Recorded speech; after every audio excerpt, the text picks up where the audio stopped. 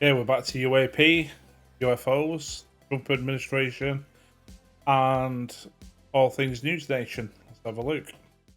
A lot in government do not take this seriously, and a lot in the media do not take this seriously and mock us at News Nation, me specifically, for covering it the way we do. They think it's like a gambit, that it's a joke that we just do because it plays to all the tinfoil hat people. They're wrong. It's about transparency from our government, and they're not telling us the truth. It doesn't mean that they've got a zoo of little green men. But today, the president signed an executive order that establishes a new federal task force to combat rogue drones. And also, So I suppose this goes back to the New Jersey wave of UFOs or drones that people were reporting. I think a lot of it was misidentified aircraft, because it was quite popular in the media. Like there were drones or there were UAP being spotted, and then everyone's out there with the cameras, and even a few cases where people were shooting at these things, which is crazy. But they still call them drones. That's quite interesting that they don't know what they are, where they're coming from, but they'll call them drones. so enables local law enforcement to start taking drones down. What does this mean in terms of the march for transparency and truth? Let us ask former Pentagon UFO investigator and whistleblower Lue Elizondo. Lou. I knew it was going to be Lou. Yeah. He's on everything at the minute. Thank you for joining me. Chris, always my privilege for being here. And before we begin, let me just give you a big thank you for your last segment on behalf of a lot of us veterans covering that. Very much appreciated. Thank you. Oh, listen, it is my privilege and pleasure. I mean, you know well, you guys have been keeping people like me alive all over the world in the worst situations when you know we're going to report on things that you're not going to want to hear. So you don't have to convince me who's the best of us. So. Absolutely. Well done to every man and woman of the armed services, emergency services, and all the first responders as well out there. Back to the rest of us. Trump signing this executive order matters because. Yeah, first of all, I think it's really something that hasn't been done before. It's recognizing the issue. The bottom line is we don't know what's in our skies, and drones continue to be an issue. In fact, back in 2023, there was actually a collision with something unidentified with an aircraft. This is something we've been saying for a long time, for many years. And in fact, some of our best pilots as well, F-18 pilots and other pilots as well, F-22 pilots, have been filing some of these with what you call near air collision air safety reports. So this is nothing new. I think it's fantastic that this administration is taking this topic seriously. We have been calling for the creation of a task force now for some time. And I think it's great news that our government is finally listening to the demands of the people and to our national security apparatus. It's one thing creating a task force, but it's another thing getting the answers from the right places. AARO is just an example of a unit that was put together to try to investigate these things, and it was not worth the money that was spent on it. Now, in terms of the avenues to go down, a couple of controversial aspects. First one comes from the new AARO director, Kozlowski. Listen to what he said. How much of a priority is this work for President Trump and Secretary Hegseth? No new directives, but lots of support. We seem to have the full support of the administration. Can you say Full support, but not really a priority? I couldn't imagine. categorically that there is no intact spacecraft or part of a spacecraft that the U.S. government is holding? I have not been able to corroborate any of those claims. It's a potential problem, a national security problem, a safety of flight issue. Potential non-human intelligence? Perhaps. Yeah. I think he's clear in the fact, I think what he's saying is we don't know what it is. Could it be alien? Yeah. Could it be interdimensional? Yeah. Could it be prosaic, like drones, foreign military tech? Yeah.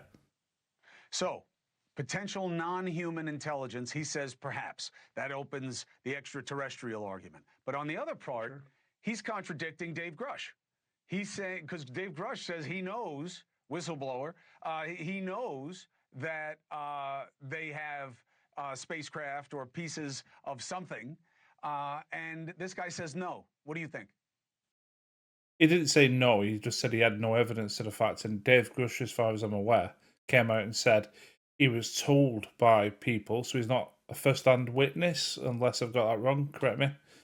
But he was told by people that they had non-human biologics, and we've got aircraft, spacecraft, or craft of non-human intelligence origin. So I'm not sure if he's contradicting Rush there, to be honest. Well, look, first of all, Kozlowski is not your quote unquote father's Oldsmobile. He is not like the previous AARO director that was really just trying to obfuscate and push the narrative in one direction. Yeah, is it Kirkpatrick? I think that was his name. And if you look on LinkedIn, he just can't keep his mouth shut about it. So for someone who looked like they really didn't want to be in that position, cannot keep his mouth shut about it. Kozlowski is very well trained. He has incredible experience in the intelligence community, and he's very well respected. So when he's telling you something to the effect of, look, there is something here, we don't know what it is, and we can't rule out it being extraterrestrial, I think it's fair. Now, to say that he hasn't found any evidence to substantiate what Dave Grush said, the bottom line is that there's a lot of people that don't trust AARO. And that's a fact because of the previous leadership, not Kozlowski's fault. In fact, this was highlighted just a few weeks ago when the FBI team that's also studying and investigating UAP for the U.S. government and the Bureau reported to Congress. And the result of that was Representative Luna coming out in public and saying that maybe the time has come to reconsider and perhaps defund AARO because, in the words of Luna, the briefing she received from the FBI was a 10 out of 10. So I don't think Kozlowski is necessarily lying or deceiving. I just don't think a lot of people trust AARO enough yet to go to AARO instead of Congress. Yeah, I mean, the previous AARO leadership would have actually put whistleblowers off. Some say that maybe is it Kirkpatrick? I think it is.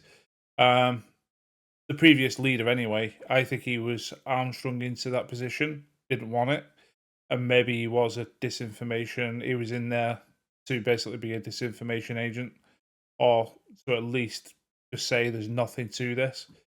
Do that job for a couple of years, and then we'll send you on to a nice, cushy sort of private sector job, which he probably is in now. But I can understand why AARO is being called for defunding, because the previous reports were just basically there's nothing to this. It's all prosaic. It's basically just spat in the eye of so many sort of capable witnesses, Dave Fravor and people like that. Grush. The other narrative is this, and it shows how far behind on this story so much of the media is. The Wall Street Journal releases what they call a bombshell story about how the U.S. government, it's this guy is calling the Wall Street Journal's story a bombshell, not the Wall Street Journal saying it themselves, that the U.S. government fabricated alien tech and allowed UFO rumors to fester in order to cover up their super secret tech. Now, we've been talking about this for years. This is an aspect. I want you to clarify. Got to get my head around that one. So, the US government fabricated alien technology and then fed the fuel of there being non-human intelligence. Okay. What's real and not real here, because I see it as a 50-50. Does the U.S. government allow UFO stuff to cover some of their own tech and activities? Yes. In fact, it has in the past. You're absolutely right. But they have not fabricated everything that's supposedly alien technology. There's a lot of stuff they have no idea what it is. You're absolutely correct. In fact, what you're referring to is back in the early days of the stealth program, what they used to call tacit blue and have blue programs back in the 70s and 80s, before we actually introduced the world to the fact that we had stealth technology. A lot of times we were testing this new technology over our test ranges like Area 51. And unfortunately, sometimes the civilian population would see this type of technology, and rather than correct the public and say, no, this is actually our technology, we were okay with allowing them to create their own narrative that it was some sort of unidentified flying object, UFO in the old vernacular. That's what we call denial and deception, also cover for action. It's not uncommon in the intelligence community. It's not uncommon in the classified world. The problem is if you do it too much when you have real UAP issues, then what you wind up doing is oversensitizing people to this story that everything is just US tech, when the reality is it's absolutely not all US tech. Yeah, I mean, what Dave Fravor reported seeing, these things that can drop from 80,000 feet, hang around for a few hours, and then just sit back up again. I've not seen anything to suggest that we've got our technology just hiding in a hangar somewhere. Not to say that we haven't, but it's a massive leap in technology.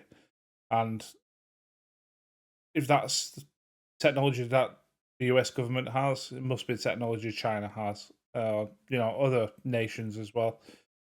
And if it's in the private sector, sort of the hands of, I don't know, Raytheon or Lockheed Martin, then God knows who's in control of it. Lou, thank you so much, as always. Appreciate you. Hopefully this is a step in the right direction. We'll be on it. Thank you for covering. You're doing a great job, Chris. Thank you so much. Thank you for watching. Subscribe. Interesting topic either way. Where do you sit on the old subject? I think quite a lot of things that we're seeing are prosaic, like balloons, I don't know, ball lightning, black secret stealth programs, US or other military tech, drones. But not everything can be explained away that easy. Is anything going to come of the new task force? No, I don't think so. Every time there's a task force to investigate these things, it's always the same. Stonewalled, the people in the know don't want to tell you, or maybe there's nothing to tell. What's your position on it? Me? I don't know. See you on the next one.